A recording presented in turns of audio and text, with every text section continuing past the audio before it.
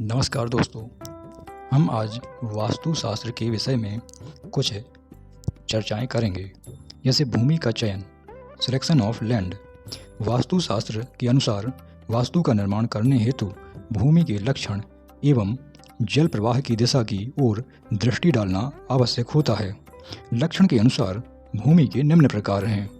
गज पृष्ठभूमि, जो भूमि दक्षिण पश्चिम नैऋत्य तथा वायव्य दिशा में ऊंची हो तथा ईशान में नीची हो, उसे गज पृष्ठभूमि कहते हैं।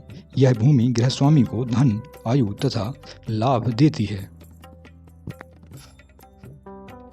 आप समझिए कि ऐसी भूमि जिस भूमि का दक्षिण पश्चिम नैऋत्य कोण और वायव्य कोण ये ऊंचे हों तथा ईशान कोण नीचा हो, यह भूमि बड़ी उत्तम मानी जाती है।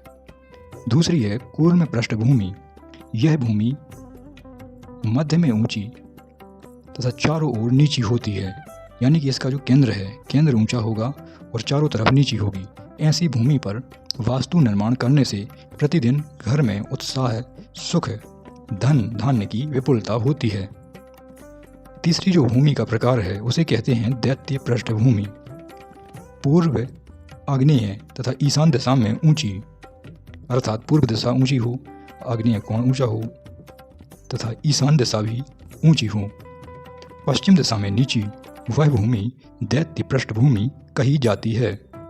ऐसी भूमि पर वास्तु निर्माण से धन, जल तथा परिवार की सुख शांति की हानि होती है। जो अंतिम है उसे कहते हैं नाग पृष्ठभूमि।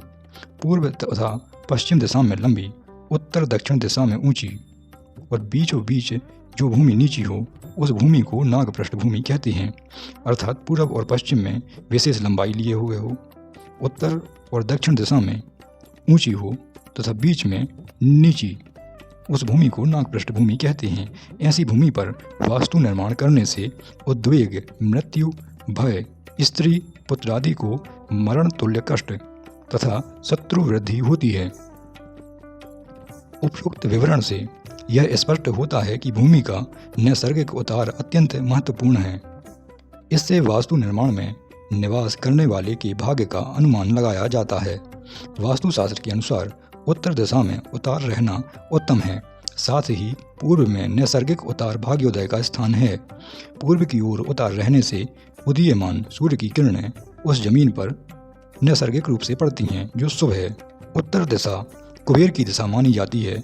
कुबेर की दृष्टि जमीन एवं मकान पर हो तो यह श्रेष्ठ माना जाता है। अर्थात पूर्व, ईशान एवं उत्तर की ओर जल प्रवाह हो तो वह भूमि परिवार के लिए अत्यंत सुख, शांति एवं समृद्धिदायक होती है।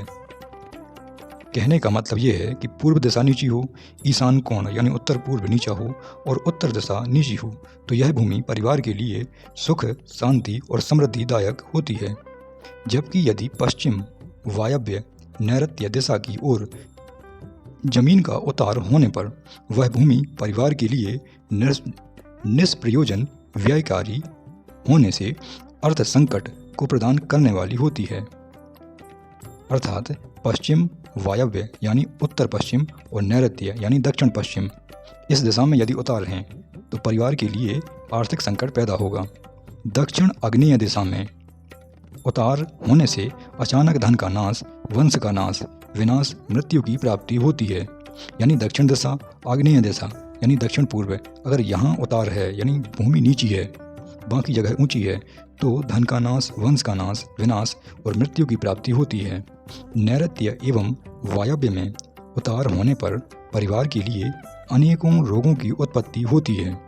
यानी कि दक्षिण पश्चिम यानी नैऋत्य और वायव्य यानी उत्तर पश्चिम, यदि यहाँ पर उतार है यानी भूमि में निचलापन है तो यह रोग उत्पत्ति कराने वाली भूमि मानी जाती है।